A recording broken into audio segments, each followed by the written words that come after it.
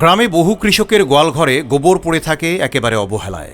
যারা হাঁস মুরগি পালেন তাদেরও একই অবস্থা।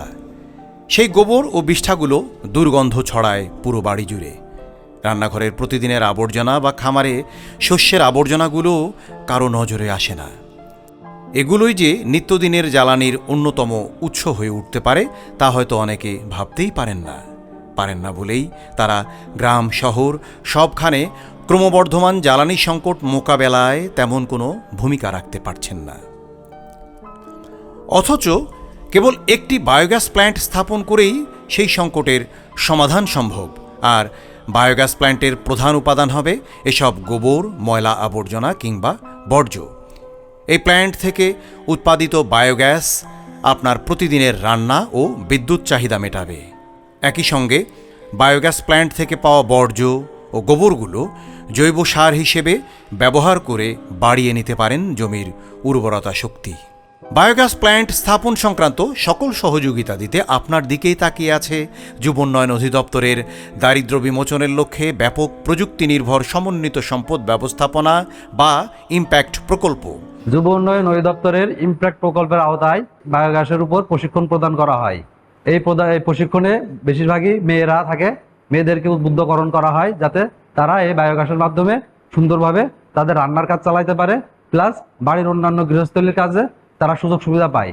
এই প্রকল্পের অধীনে 2027 সালের জুন পর্যন্ত সময়ে দেশের 64 জেলায় একটি করে বায়োগ্যাস পল্লী স্থাপন করা হবে।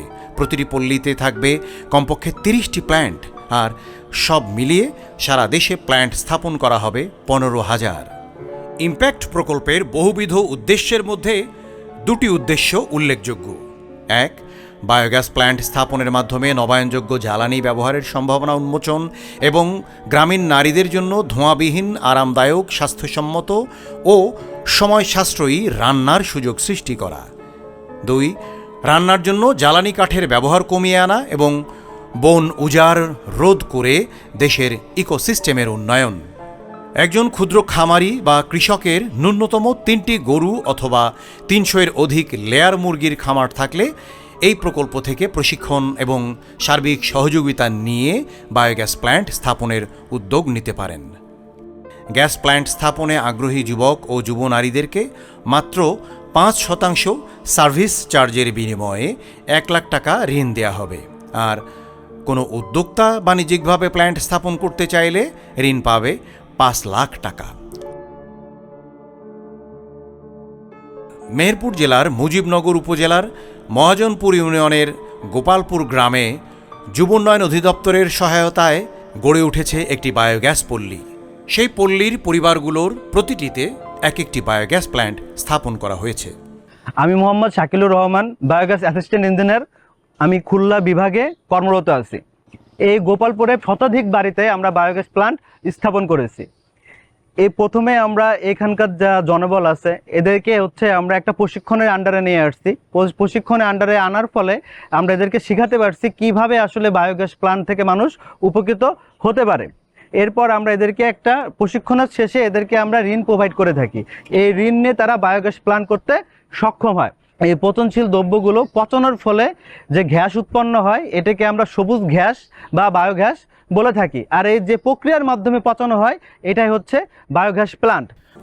মেহেরপুর জেলার মতো বগুড়া জেলার ধুনট উপজেলার পাঁচথুপি গ্রামেও গড়ে উঠেছে একটি পরিবেশ বান্ধব বায়োগ্যাস পল্লী, যা গ্রামভিত্তিক নবায়নযোগ্য জ্বালানি উৎপাদনে নতুন দিগন্তের সূচনা করেছে।